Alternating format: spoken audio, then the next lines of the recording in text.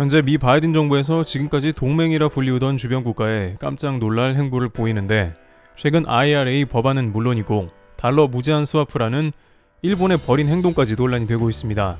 특히 한국 입장에서는 최근 미국 공급망 재편성에 막대한 기여를 하고 있는 국가임에도 불구하고 푸대접을 지속하고 있는 게 과연 앞으로 한국과 달러 스와프를 할지가 매우 주목되는 상황인데요. 그런데 일각에서는 일본에 취한 미국의 조치를 살펴보면 한국에 대한 태도도 알 수 있다고 하며, 뜻밖의 미국은 전혀 다른 국면을 준비하고 있다는 분석이 다방면에서 제기되고 있는 모습입니다. 한국과 미국에서 벌어지는 최근의 일련의 사태와 일본은 무슨 날벼락 상황인지 궁금해지는데요. 우선 전문가들은 현재 미국이 전형적으로 자신들의 위기를 동맹국에 팔아넘기고 있다고 전합니다. 그런데 한국은 IRA 법안까지 더해져 2, 3중으로 가장 피해를 겪는 국가임이 드러나고 있다는 것입니다. 일단 미국이 자신들의 위기를 동맹국은 물론 전 세계로 수출하고 있다는 것이 고금리인데요. 미국은 금리를 올리고 강달러를 만들어 전 세계 대부분 국가의 통화를 폭락시키고 있습니다. 미 정부는 이런 적이 과거 금융위기를 비롯해 수차례 있었는데, 이는 인플레이션을 수출하는 것입니다. 전문가들은 이전 금융위기 때와는 전혀 다른 양상으로 환율이 올라가고 있다고 경고하고 있는데요. 이는 그만큼 미국이 팬데믹과 공급망 위기로 역사상 달러를 가장 많이 풀어버렸기 때문으로 미 정부는 자신들이 만들어낸 위기를 전 세계로 수출하는 국면에 다다른 모습인 것입니다. 이렇게 달러를 올려서 글로벌의 값싸진 수입품을 미국으로 들여오면 물가가 개선되기 때문입니다. 그러나 미국은 현재 물가 상승률이 8%로 자이언트 스텝 등 아무리 금리를 올려봤자 잡히지 않는 상황입니다. 따라서 파월 의장이 등장해 계속 금리를 올리겠다며 연일 강경한 발언을 했고 환율은 더 치솟는 것입니다. 결국 이러한 맥락 가운데 미국은 한국에 한 개도 아닌 두 가지의 고통을 동시에 넘겼습니다. 첫 번째로 미국은 일단 한국을 경제 위기 타파를 위해서 한국의 대기업을 불러들인 것인데요. 한국 산업 중추에 해당하는 반도체 기업 삼성전자를 비롯해 현대차를 미국에 직접 들어앉혔습니다.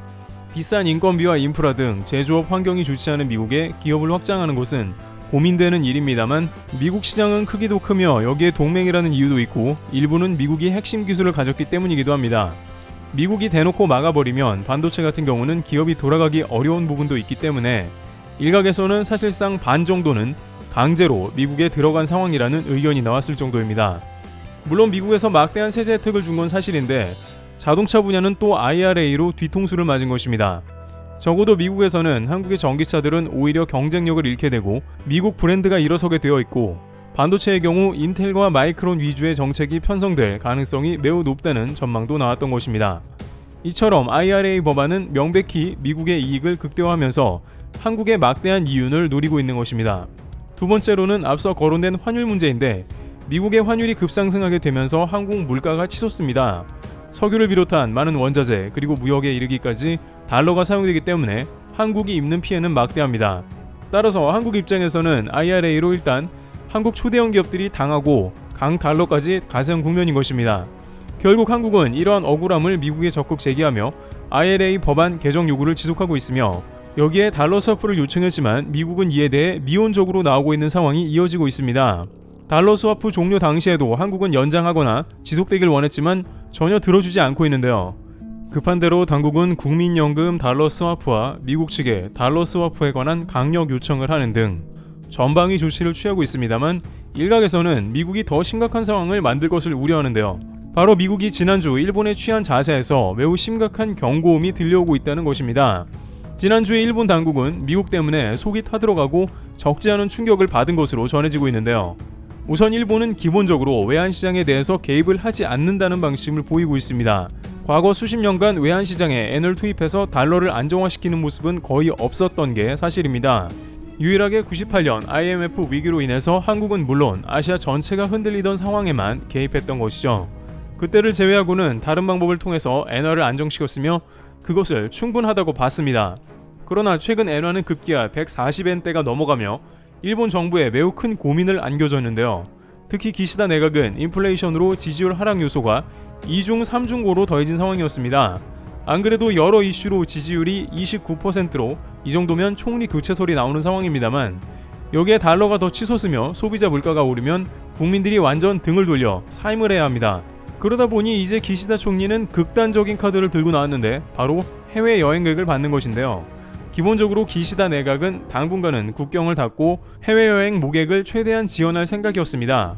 왜냐하면 기시다 집권 초기에 국경을 급히 폐쇄해 코로나를 안정시켰다며 지지율이 올랐기 때문입니다. 다른 나라들은 서서히 개방하더라도 일본만큼은 문을 걸어 잠그고 단체 여행객만 받은 이유이기도 합니다. 그러나 강달러와 더불어 무역까지 부진하자 이제는 직접 달러 수요를 하기 위해 여행을 오픈한 것입니다. 또한 여행으로 인해 큰 효과가 있을 걸로 봤는데 한국에서 매우 큰 수요가 있다고 본 것 같습니다. 과거 일본 여행객의 거의 절반가량을 차지하던 한국인이 찾아오면 지방 경제까지도 회복이 되고 중국도 제로 코로나가 끝난다면 여행을 통해서 달러 수지를 개선할 수 있다는 의견도 나왔습니다.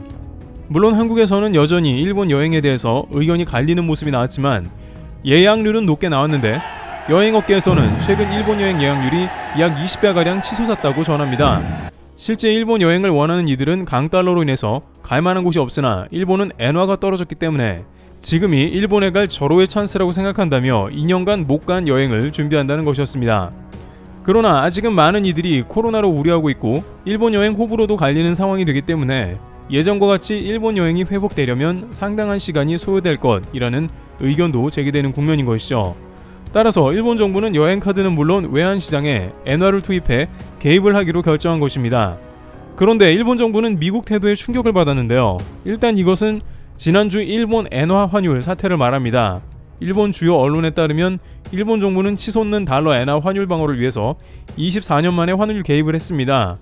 일본은 불과 몇 개월 전에 120엔에 돌입했다며 국가 비상사태를 준비한다고 언급한 바 있습니다만 지난주 일본 엔화는 달러당 145엔까지 폭락하면서 이제 한계점에 다다른 것으로 판단한 것입니다. 이번 겨울 가스 가격은 역사상 최고로 치솟아 전기요금이 최고치를 보일 것으로 전망되는데 달러까지 올라갔고 러시아 사태는 더 악화되니 일본 정부는 사면 초과에 다다른 것입니다. 그래서 일본은 엔화를 퍼붓기로 한 것이지만 여기서 미국이 제동을 걸어버린 것입니다. 일본은 외화 보유고가 약 1조 3천억 달러가 장전되어 있어 전세계 최고 수준에 속하고 있습니다. 문제는 이 중에 거의 대부분은 미국 채권인데 관계자들에 따르면 약 80% 정도라고 합니다. 따라서 이것을 팔아서 달러로 외환방어로 활용하든가 달러 스와프 등을 해야 하는 것입니다. 하지만 미 재무부는 일본의 요청에 대답을 안 하고 외환 개입에 허가를 내주지 않았던 것입니다. 일본은 항상 한국에 우린 미국과 무제한 달러 스와프라며 자랑해온 국가이기도 했는데요. 자신들은 한국처럼 외환위기가 안 온다는 것이었는데 미국에서 이를 거부해버린 것입니다. 말로는 달러 무제한 스와프에 미국 국채를 가장 많이 보유한 국가 중 하나라고 하지만 작동을 안 한 것이죠. 일본 정부는 미 재무부에 일주일 내내 거듭된 요청 끝에 간신히 허가를 받아 달러를 투입할 수 있었습니다.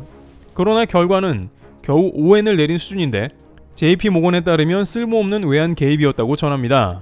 수조엔을 태웠지만 다시 달러는 수직 상승할 것이고 160, 180엔까지 더 폭락한다는 전망도 나왔습니다.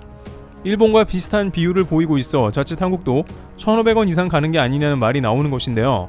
실제 금주 시작되자마자 다시 엔화는 치솟고 있고 아시아 통화는 모두 약세를 보이고 있습니다. 달러 무제한 스와프라는 일본조차 미국의 달러 한 푼 제대로 사용할 수 없는 게 허탈한 장면입니다. 여기서 엿볼 수 있는 것은 미국 정부는 자국의 이익에 반하는 행동은 매우 껄끄러워한다는 점입니다. 그런데 일본이 이를 역행하려고 하니 미 재무부는 미국 채권을 들고 오더라도 허락을 안 해버린 것입니다. 미국 IRA 법도 똑같이 바로 그러한 맥락으로 미국의 위험을 다른 나라로 해칭하겠다는 발상인 것입니다.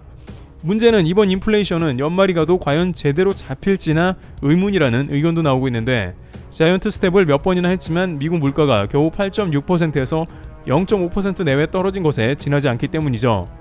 물론 미국도 과연 언제까지 금리를 올릴 수 있을지에 대해서 회의적인 시각도 존재하고 있는 상황입니다. 뉴욕 맨해튼의 일부 지역 렌트 비용이 치솟아 약 30%의 거주자가 집을 비워야만 하는 상황이기 때문입니다. 이런 상황이 지속되면 오히려 바이든 지지율이 급격히 하락할 수 있기에 양날의 검이 된 셈인 것입니다.